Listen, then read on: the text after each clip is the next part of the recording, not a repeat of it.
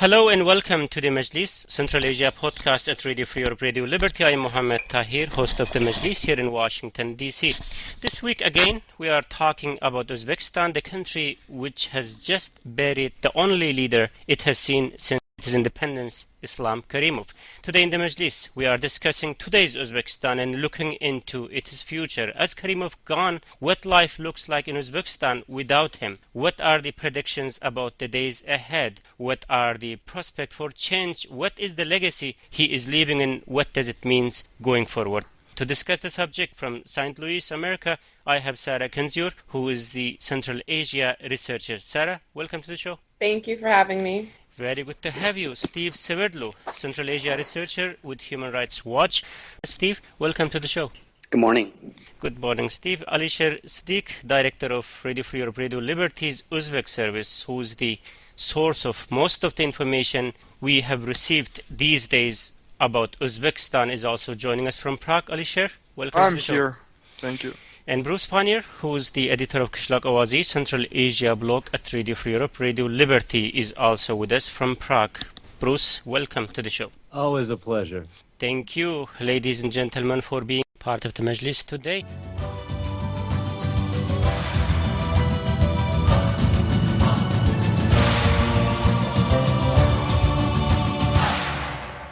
Alisher, let's start with you. You guys reached to some interesting details about last days of Karimov. Could you please tell us more about this?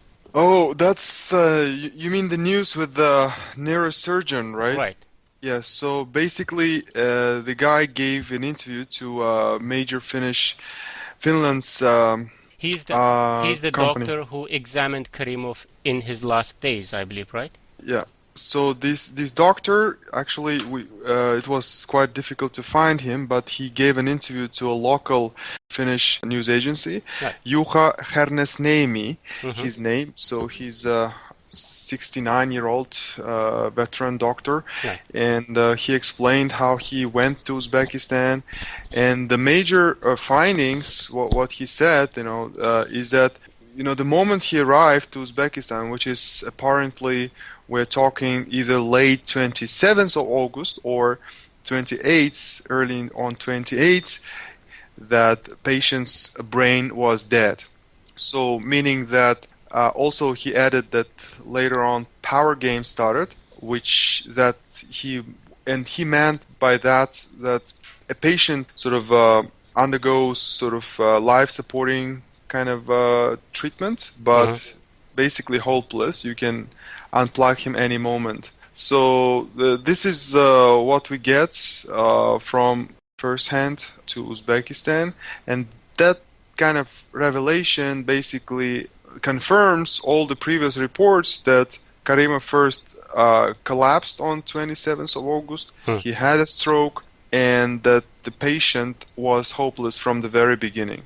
Interesting. So what is life looks like without Karimov today in Uzbekistan? People are kind of walking around with grim faces, pilavs, this traditional food of Uzbekistan, which Uzbek do for all the festivities. Also, memorials everywhere throughout Uzbekistan. In every school, institution, square, flowers, people kind of remembering. Uzbek government has announced, as you know, 3 days of mourning that finished yesterday, but sort of today the life kind of supposed to be as usual, but again the new government, let's say old government also announced that they immortalize Karimov for the next 1 month. So basically what happened is Karimov, who was kind of always opposing an idea of being a cult of personality when he was alive. After his death, his cult, there's no longer this buffer or anything to stop people to turn him into this cult. So, and the current government is really utilizing on that purpose. Okay, thank you, Alisher. Bruce, like days leading to the announcement of Karimov's death, developments in post-Karimov era also buried in lots of secrecy. Any indication what shape the leadership is taking? Well, I mean, Mirziyoyev has been heading just about everything that goes on. He laid the flowers when it was, on the eve of Independence Day. He organized the funeral. He met with Putin today. And in fact, he's been meeting with just about any officials that have been in Uzbekistan since last Saturday. So you'd have to say he's the odds-on favorite. Oppositely, Azimov, who was at the funeral, the finance minister, we saw him there at the funeral, and then we haven't seen him at all since then. The fact that Iniyatov hasn't been seen is hardly any surprise at all. It was more of a surprise they actually had photos of him from Saturday's funeral.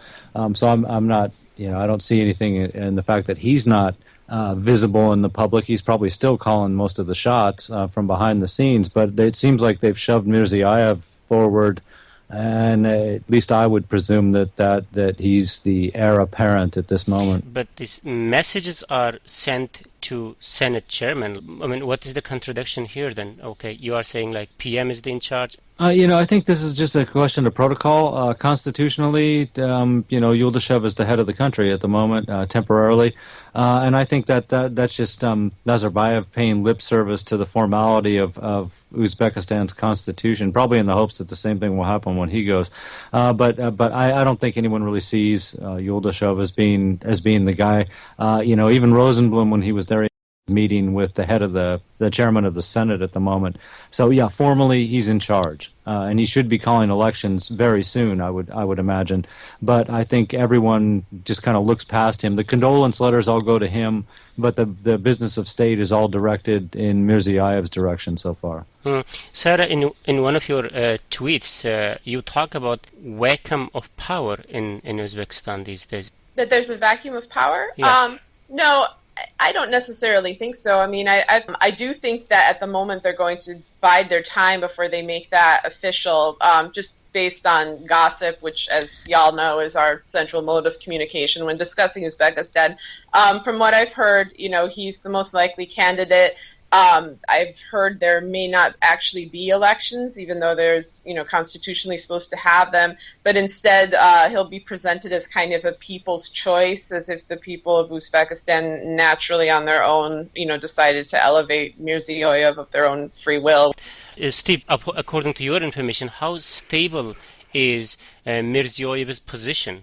Well, it's hard to know. I think I agree with what's been said. Mirziyoyev does appear to have the upper hand. And what I've been hearing more about is that, certainly, as with many periods in Uzbekistan's history and many holidays, many other events, of the government's paranoia at times like these are human rights defenders, journalists, and anyone really suspected presenting any sort of threat or risk. So we've been getting information from some of our contacts that there have been intensive document searches, проверки паспортного режима, going around in Tashkent. Lots of elite families have not been left untouched by just random searches. A lot of paranoia, a lot of questions about who could present problems for the regime. So, I mean, in a way, it's normal business, the course of business in Uzbekistan for human rights defenders. But I think there are signs the government is on high alert. Sarah, you said there is not an apparent power vacuum, but do you call this what is happening behind the door or in public a smooth transition of power in the country? I think that from the beginning they've been trying to make the appearance of a smooth transition of power. This is that the government announced basically on the day that Karimov had his stroke, as confirmed by that Finnish doctor, that September 2nd was going to be a day off. And the way they presented it was a day off to recover from the excitement of the September 1st holiday. But it's, that, of course, ended up being the day that, it was announced that Karimov had passed and funeral preparations were being, underway in Samarkand. And so I think they've been pretty good to an extent about controlling the message. So I think the internet might prove a challenge into being able to keep the behind-the-scenes activities actually behind the scenes. I think they're more likely to see leaks than they have in the past. At the same time, though, they are a very insular regime as always. So, everything that we're saying here is gossip. But if you kind of look over the last week, a lot of that online gossip really checked out and really proved to be true. Alisher, the way the transition of power is taking place, is it something expected? Yeah, I mean, the transition of power, in a way that the power was always held by small group, yeah, sort of. At this point, we're watching not a transition, but distribution of Karimov's power between in this group, yeah. Between which group? It's Ayatov, of course, the chief of National Security Service, Azimov, the Minister for Finance, the guy who controls all finance, economy, banking, these sectors. Then you have Mirziyoyev, of course. Then you have Zelimkhan Haydarov. This is Karimov's chief of staff. And then a couple of other people, like central bank chief. These are the members of Security Council, basically. So now the Karimov's power was distributed among them. And the agreement is to have Mirziyoyev to lead everything.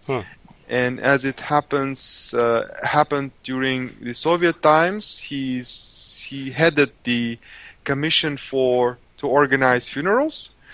That means that he's like unofficially already head of state, and that's why you see President Putin coming and meeting him instead of a puppet president, which is constitutional kind of temporary president.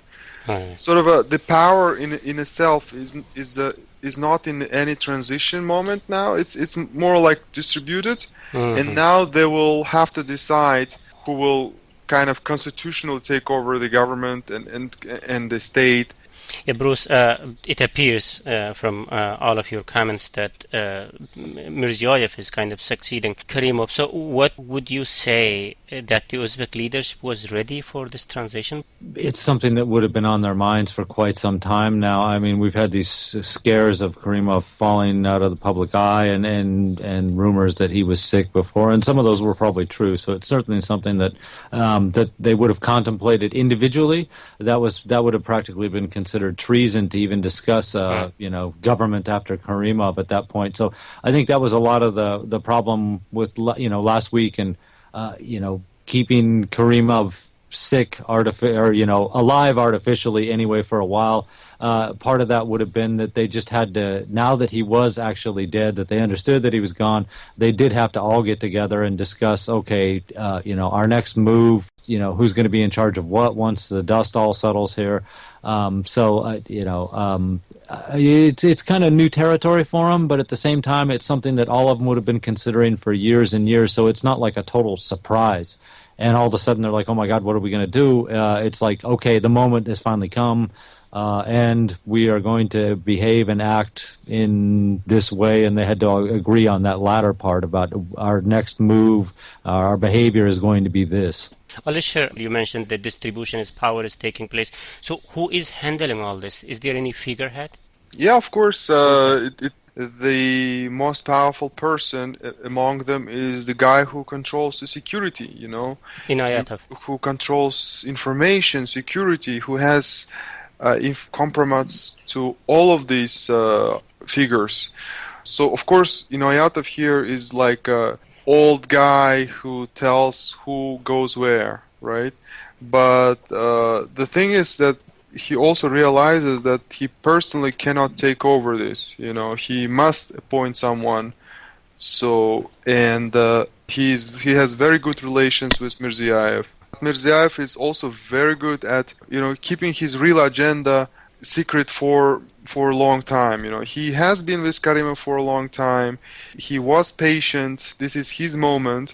Now I don't think that he would do anything in upcoming 3, 4, 5 months that would make Inayatov to believe that indeed Mirziyoyev as a leader, as a chief of state, I think the first thing he would want to do is to change the National Security Service chief, who would know too much. I mean, he wouldn't want to be under his control anymore, right? Right. So that is like we're talking now about upcoming 6 months from now, but for the time being, I don't expect any sudden moves. Sarah, from your point of view, what is the likely scenario going forward now? I think what Alisher just said is right. I think if there's going to be any kind of unrest or instability, it's not going to be a short-term thing. It's something that will develop over time after leadership is maybe formally decided. I think one thing that is probably happening now is that they realize, while there's not actually a power vacuum, there's certainly the appearance of one to outside actors. And so I think we might have internal rivalries to at the time being try to get along, to present some kind of united front in order to just create that appearance of stability, which people will buy into and will maybe be a deterrent for people trying to intervene in their affairs. I think one of the real questions is how will Uzbek people accept Mirziyoyev, assuming he is the president? As everyone has obviously noted, they've never known anybody but Karimov. They've never had a country without Karimov. And for all of the things Karimov did, he did, create a vision of nationalism, speeches with his picture, with his slogans, with all these things that were about him. And so how does that transfer onto another person? How does another person have that same sense of authority or legitimacy? And will others challenge him, whether that's elites within the government and I think this is very doubtful, Uzbek people. And I say that's doubtful because, of course, the security services are still there. The general authoritarian environment is still there, and it's still extremely dangerous, for people to protest or to express any kind of criticism of what's going on. But the kind of instability, it will come further down the line instead of right now, kind of like what Alisher was saying. Alisher, the question Sarah was raising, what's the view of him, Mirziyoyev, among the people? What are the feedback that you are getting from Uzbekistan, since we almost kind of know that who is stepping in to Karimov's shoes?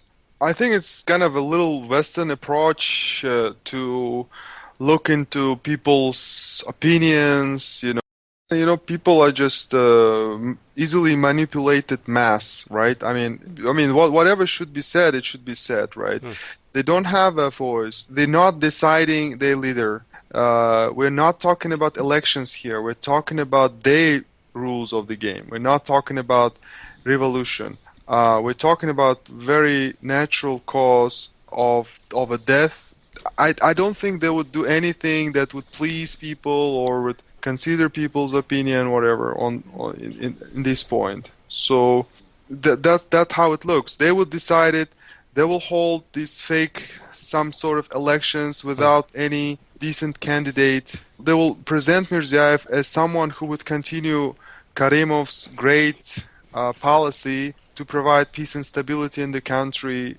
That's how it will go on. I mean, it could be either constitutionally with elections, with fake elections, or unconstitutionally without any elections, as Sarah rightly pointed out. But the result is known. It's like now we kind of exactly know what the result, but we need to do some math. Right. So that's right. Can I add on this point here? Please. Yeah. No. I mean, I think what Sarah is also saying is correct. On the elections, there is a point of leverage here, though. It's an interesting, in a way, marker because the OSCE last year issued a very damning report on the conduct of the last presidential election when Karimov reinstalled himself for a fourth term consecutively, even though the Constitution only allowed him 2. And I mean, I think because it was such a strong and clear report, a lot of the criticism last time around was that there was not meaningful competition in those elections. There wasn't the opportunity for independent candidates to register. There wasn't an opportunity for any of them to really get TV time or airtime. Of course, those things seem like complete pipe dreams in Uzbekistan, but those are standards that exist. Steve, from Alisher's point of view, the result is kind of known and PM is appearing as a prominent person.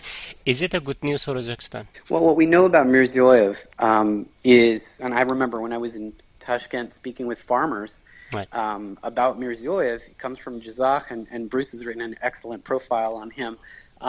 But what we know from farmers is that Mirziyoyev was basically an enforcer in terms of making sure that cotton quotas are met across the country, and that each region is delivering the cotton quota that's required of it.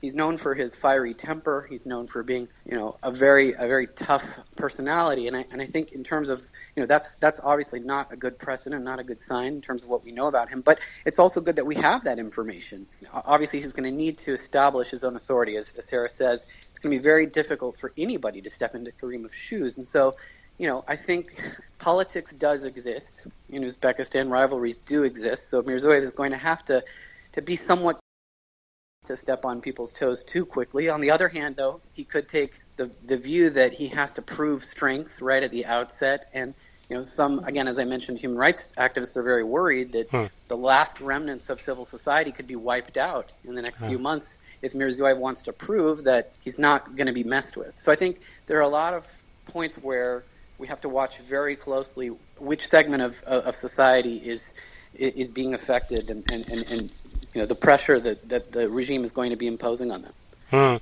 Bruce, how different is he from Karimov as a leader if he is indeed become a leader of Uzbekistan? Well, I think you'd find the roots of that in their past. Karimov rose up through the ranks of the Communist Party, and he was a bureaucrat for a long, long time, practically his whole life. Well, not his whole life, but certainly, going back into the 70s. By the time he was president, he had already been, in the ranks of the Communist Party, in the leading ranks of the Communist Party in Uzbekistan for a decade and a half, pretty close, something like that. And Mirziyoyev was a local Komsomol leader, okay, but he wasn't really in the government until post-independence. And even then, he was a governor starting in 1996 when he was governor of Jizak, and later he became governor of Samarkand before he became prime minister. But he didn't have the background that Karimov had for learning, the mechanics of how to govern society in a country. Admittedly, Karimov was there to take orders from Moscow. That was true. But Mirziyoyev is not a. So I would say that he won't have anywhere near the experience. He'll be relying heavily on someone else and on other people probably in the government to give him advice. Inuyatov probably being first and foremost among that group. Whereas Karimov, until at least the last few years, Karimov really was kind of independent. He certainly was listening to somewhat what other people said, but at the end of the day, I think he would make the decisions based on what he figured was best for everybody, and he had some experience to do that. So, say at some point, he's either going to have to play somebody else's game or realize that he's part of a group and not an individual, and he just simply can't function the way that Karimov had. Sarah has mentioned that he won't have the legitimacy. Karimov had an aura. He was the first president of the country, and that was his basis for legitimacy. I'm the first president of the country. Yeah. The second president of the country doesn't have that. Sarah, Alisher, this question is kind of open for both of you. Currently, Uzbekistan is facing lots of economic problems. Does the Prime Minister has the necessary skills to handle these problems? I mean, I think, as many have pointed out, he's planning to and has been governing in a very similar way to Karimov, which means that the economy is in disarray, migrant labor is high, unemployment is high, and opportunities for youth are low. And, that's something I want to emphasize is that half of the country is under 25. And so you really have this youth struggling to have families, struggling to, keep their families well fed and housed. And, I think that is something that maybe is a little different. And when we're talking about differences between Karimov and Mirziyoyev in terms of, how they built their political careers, I actually think it might be a little advantageous that Mirziyoyev is more disconnected from the Soviet system than Karimov, because I would guess that just by age alone, and sort of life experience, he has a better understanding of, maybe what young people are doing. But he might just have a better lay of the land, less of an attachment to Soviet ways, maybe a better understanding of technology or other things that might be a barrier in maintaining power over them. So I think, that's something to watch out for. I was just going to say, I think, Sarah, you're right. And if anything, I think Mirziyoyev probably will not make the same faux pas about migrant laborers that Karimov did just a few years ago, which made him look completely out of touch. Alicia?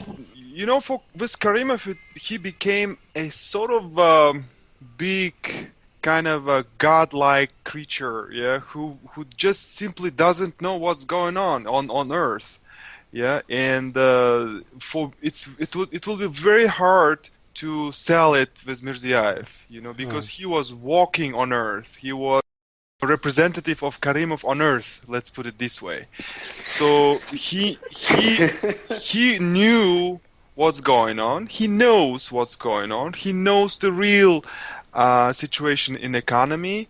That will be a difficult. With Karimov was kind of always. Let's say it was for him. It was very good reason not to act. He just simply doesn't know. Nobody allows the information to him. This. So, and he was always kind of innocent. In whatever happens, he's innocent. But so this is the public perception you are talking about, Alicia. Yeah, with Mirziyoyev, it's difficult to sell that. I don't know. I didn't know about it. He knows it. He runs it. He hided it from Karimov. Probably part of he watches media. I'm sure. But just to push back on that. Just push back on that for a second, though. I mean, I think power corrupts and absolute power corrupts absolutely. I mean, it may not take very long for Mirziyoyev, if the authoritarian system stays exactly the way it is, to become entirely detached and, as Ali Sher, go up to heaven and start, just. He will just replace Karimov, but for a while he would have to deal with his previous knowledge. Yeah. Mm-hmm. So I think so. This guy's potential is there. I mean, I keep saying this. Karimov really set the bar high for corruption, for human rights violations. So Karimov's bar is pretty high. But Mirziyoyev has that talent, really, to reach that bar and to set a new bar. Whenever you believe something is too bad in Uzbekistan, don't worry, it can be even worse. So this is what people say. You're describing Karimov as a godlike creature. Since godlike creature is gone, would the people's reaction might be different in case if Prime Minister fails to deliver the expectation of people? With people, we agreed. I mean, forget about them. There's nothing like this. But the godlike creature is gone, Alicia. He's not Karimov. No. This is, again, with people, it's just a completely different conversation. I mean, it's maybe something you want to discuss. The role of people in decision making, accountability. It's completely different topic. We're talking about power, real power. So the power, security wise, Ayatov would control everything. The security, it's his monopoly. You hardly can hardly can share that with anyone. Then Mirziyoyev and Azimov. Mirziyoyev runs economy, but he doesn't have an access to finance, banking. That thing he wants to grab from Azimov. So we expect that the first fight will be over banking. There, I think Mirziyoyev will try to grab the control from Azimov, and the little fight may erupt there. No, I was trying to get into other discussion. Like I'm talking about likelihood of protest and protest getting out of control in response to failing the meeting the expectation of people. Steve, you want to say something? Please go ahead. Yeah. Before we get to possibility or non-possibility of protests, which I think has more religious persecution of the likes of Andijan, I just wanted to mention or ask.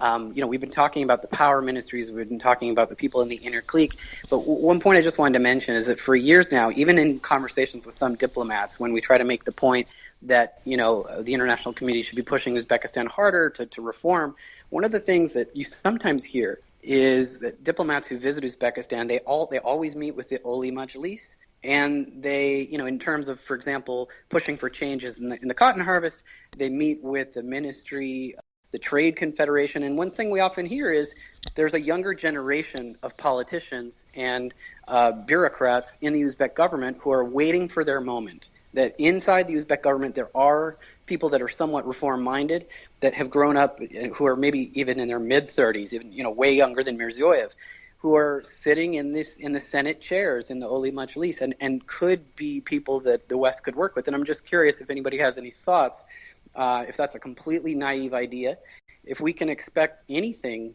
to come, from those elements of the government. All right, Bruce, any idea? No, I mean, I've certainly heard the same thing, that there are people who are relatively more reform-minded than what we've seen lately. A lot of this is going to depend on how much some of them have been co-opted into the system. Is there some rewards that they get by going along with this or not?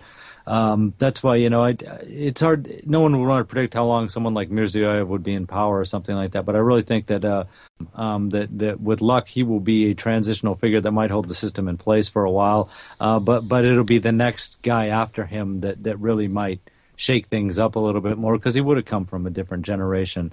I suppose Karimov gets a little bit of credit for trying to bring younger people in, and certainly the biggest party, well, the most popular party, the one that has the most seats in parliament now, is one that he created specifically for youth some years back. So there is some hope that lies in that right now. Okay, thank you, Bruce Pannier. Maybe I will just add to that, if you have time. Just one remark. Yeah, please, briefly, and we will get into our second part. When I was talking about the final results is known, maybe talking about Mirziyoyev, we're probably talking about some other person, but the final result will be that the system is there, it will continue. So the perception of ordinary people is that the new people will come, they will have to feed themselves for a long time, so to get their billions, and then, nothing will change. So thank you, Alisher Siddiq.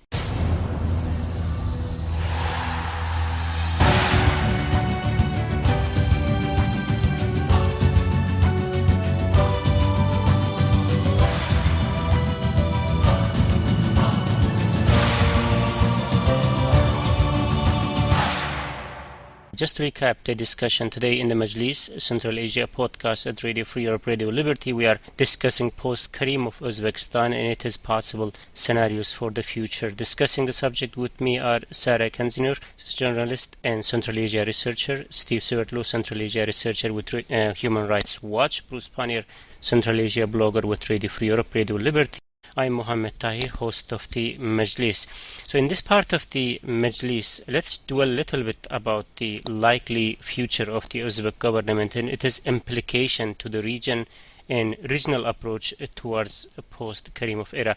To begin with Moscow, Russians seems suddenly become very active, Sarah. Putin was in Samarkand meeting Prime Minister and also Karimov's family. What Russians are up to there these days? Well, there was a transcript of some of the conversation between Putin and Mirziyoyev that happened today that I thought was very interesting. I felt like both of them were being very savvy. Putin, of course, was presenting Russia as their best and most reliable ally.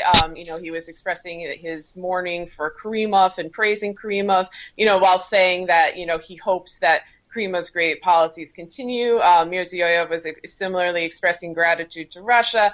I do think that this will push Uzbekistan even closer to Russia, although, of course, there's that interdependency anyway due to, economic ties and migrant labor.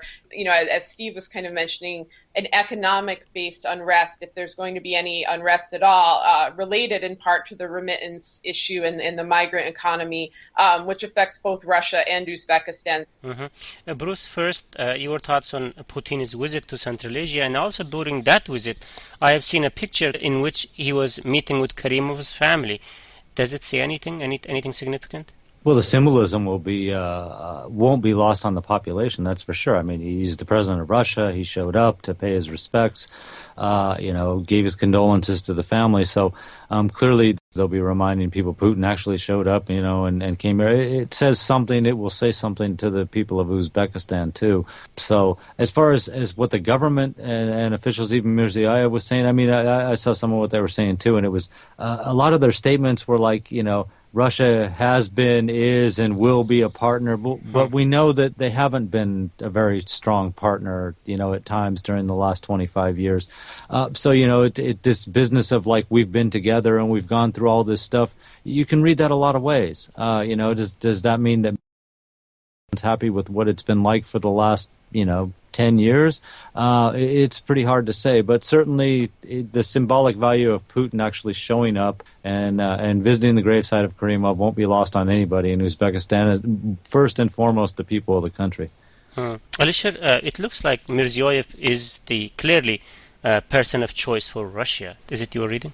Yes, there are family relations which are very important in Central Asia. Names like Diyara and Babur that might not say much for many people. Babur is the favorite nephew of Alisher Usmanov, a Russian oligarch of Uzbek descent.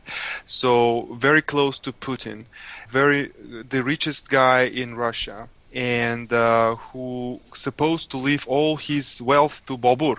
And Babur is married to Diyara, who is the nephew of Shavkat Mirziyoyev. Unfortunately, very sad, Babur died in 2009, tragically in Tashkent. But nevertheless, the relations between Alisher Usmanov and Mirziyoyev remained very good, stable.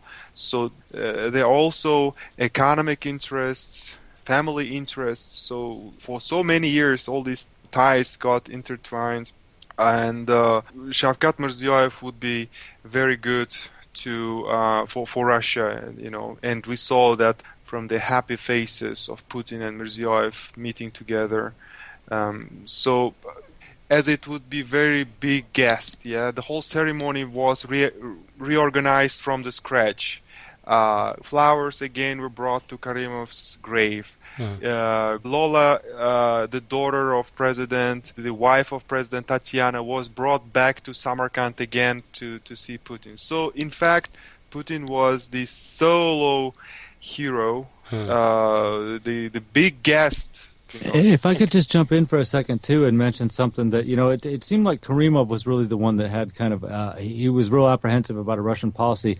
But we've been talking about Inuyata being, something of the great cardinal in Uzbekistan, and Inuyatov is a veteran KGB guy from the Soviet era, and no matter what Uzbek-Russian ties have been like, the ties between the SNB in Uzbekistan and the FSB in Russia have always been good, and Steve would know a bunch about that. So Inuyatov's policy, if he's really the Grey Cardinal and calling the shots toward Russia, will probably be a lot more favorable than Islam Karimov's policy was toward Russia. And just one more point, maybe my final point for today, I don't know. Who America sent for the funeral? It was, of course, Daniel Rosenblum. Was he for the funeral? Yeah, he was there for the visit of the grave. He could not attend the funeral per se because, it's an Islamic, Muslim type of funerals.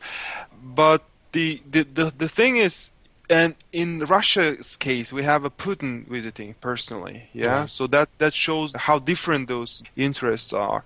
It's very important message in Uzbekistan. It was supposed to be John Kerry visiting Uzbekistan. Then the time to press for interests in Uzbekistan. This is the time to learn about specific characteristics of Mirziyoyev, his strong, his weak points, how you can get in touch with him, how you can build the relations with him, because you're gonna build relations with a person, not with the state, not with the institution, with a person in this case. So, and then after 5-10 years, we will see again these complaints from Washington, we're losing. Russia have a lot of influence on Uzbekistan. Right, they will have a lot of influence on Uzbekistan because you do nothing. You're sending a different person. You're sending not the exact person that has to be sent now. It shows either there's no interest, and for the future, I think nobody should complain if Uzbekistan goes to Russia. Maybe there is no interest, or maybe what Steve was saying earlier, that the Western leaders are trying to give message to Uzbekistan by playing low. Well, of course, the U.S. ambassador was pictured there standing next to the leaders holding her own. But, I think Alisher makes a good point about the Obama administration throughout, the last 8 years, taking, let's say, a very mellow, shall we say, disengaged posture on what's happening in Uzbekistan. But in a way, I have to say I was sort of relieved that Kerry didn't show up at the funeral and that he didn't, in a way, participate in the fawning Karimov, because I think in some way it is necessary to make a break with that past and to send a different message. Of course, Washington should be engaging, but how should it engage? I think what needs to happen right now, should happen this minute, is that the EU and the United States should put conditions on the table, put their expectations on the table, make them known for everyone to hear, and raise those expectations in the UN, raise those expectations in bilateral meetings, but also in public statements, that the least we should expect from a transitional government towards living up to international obligations. And those things would be relatively easy for Mirziyoyev or the transitional government to do, which would be to release political prisoners, to allow the UN human rights experts who monitor torture and other abuses into the country, because Uzbekistan hasn't allowed a single one since 2002 to even visit Uzbekistan. It would be to allow the Red Cross back into Uzbek prisons, allow civil society in Uzbekistan to basically just resume its functioning, and of course change their practices on the cotton harvest. That may sound like a tall order, but I mean these are expectations that Karimov knew about and Mirziyoyev doubtlessly knows about. So it's something that I think, whether or not Kerry goes there soon, why would you think that Uzbekistan, independent state for the past 25 years, would want to meet any expectations from the other side of the pond? Yeah, I have to. Sorry, if you don't. Is it okay if I just cut in on this? Yeah. Agree with everything that Steve was saying. I think these are all very good suggestions, but I think what Alisher is saying is absolutely right. That there is very little indication that now, of all times, when they're trying to maintain this atmosphere of stability and security and power and legitimacy, that they're going to follow through on anything that a Western country is going to demand. And then just one more quick thing, like what's going on in America right now is also important. Since we've withdrawn from Afghanistan, Uzbekistan has really kind of fallen off the radar for American interests. I mean, obviously it's back on a bit now because of, we have had two fairly disastrous wars in Afghanistan and Iraq. We have an economy that's badly ailing. We have an absolutely ridiculous presidential election, just that's causing all sorts of internal conflicts and hostilities. And I think kind of the last thing on anybody's mind in D.C. is Uzbekistan. And I see lots of, Russian outlets and stuff saying, oh, America's getting ready to intervene. It's like America can't even handle its own problems right now. Uzbekistan has zero interest in America having any kind of input in what's going to happen. So I think this might be one of these things where, I agree. Say, we're mourning Karimov, he was so great. I mean, that was good, but I think it came from more of a lack of interest in a huge number of distractions than any kind of well thought out power play regarding Uzbekistan. Steve, they do go when a king in Saudi dies, they actually go there. I think we should give an opportunity for Steve to respond. Steve. No, I mean, my point is that the U.S. and the EU have more leverage than they often believe they do, and I think I think Mirziyoyev will need the leverage point that's been very important for Karimov. As Bruce mentioned, Karimov was always trying to play the U.S. off of Russia in terms of military power, and military assistance is something that the Uzbek government is going to want. And I think the U.S. should be very clear about attaching conditions to the provision of military assistance, of lethal equipment. So, I mean, yes, of course, this is a hardened regime which is used to thumbing its nose at the international community, and certainly there's no Uzbek constituency in American politics that's pushing the administration. Have seen that when the international community has gotten tough with Uzbekistan, which it did after Andijan, there were results. There were releases. There were opportunities for a slight opening or at least a non-worsening of the situation. I think this is a moment of opportunity. So diplomats who are schooled in how to negotiate and leverage their own interests should be looking at this as a moment to push. And they won't get everything they want, but they could get something. They could get, for example, the release very soon, I hope, of the world's longest imprisoned journalist whose term is set to expire, be raising those conditions.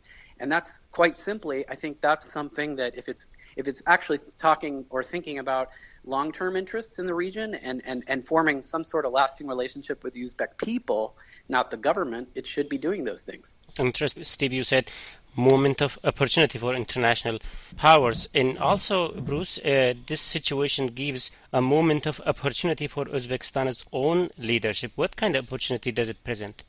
Well, Berdi Mukhambetov is a good example in Turkmenistan. Right, yeah. Niyazov was an isolationist, but Berdi Mukhambetov came to power, and one of the first things he said was, "I'm going to get better ties with my neighbors," and he did. Ties with the Turkmenistan's ties with all its neighbors are much better than they were under Niyazov. The new guy could probably do something along the same lines. His problem is that the Uzbek government's posturing toward Tajikistan and Kyrgyzstan has been fairly aggressive. It's going to be hard for a new leader to. He won't want to look like he's soft or weak on certain positions. It makes him look bad and gives other people the idea they can push him around. But I would start there. I would try to find out how they can improve relations regionally, because they're more powerful together in the region than they are split up like they are now. I mean, Russia and China and other people just pick away at them because they've got them all separated.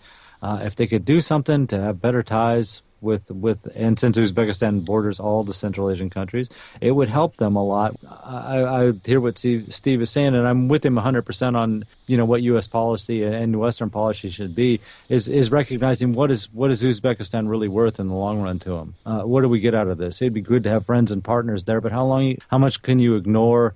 What of your own values are you willing to scrap just for the sake of being able to say these are our friends and partners in Central Asia? So. Right. Final question. What message do the regional leaders are taking from this change in Uzbekistan? Sarah, any opinion? Well, I'm sure they're watching very closely in Kazakhstan and Tajikistan in particular to see how this transition plays out. What they're learning is how to, try to at least maintain a facade of unified power. I think they've somewhat managed to do that, although the leaks surrounding the timing of Karimov's death, and I have to break in and say if Karimov had not died right before Independence Day, I'm not sure all these leaks would have happened, because I think they would have, tried to keep this story under wraps for longer. Kind of shows some of the weaknesses. If there's another transition of power similar to Turkmenistan, then I think, then you can kind of see there is a pattern. Been able to discern a pattern before because the leaders have stayed in power for so long. But if Uzbekistan ends up emulating Turkmenistan's path, I think that's possibly a sign this will play out in Tajikistan and Kazakhstan as well. Kyrgyzstan, as we know, is a very different case, much more restive, much more likely to have uprisings and changes of power.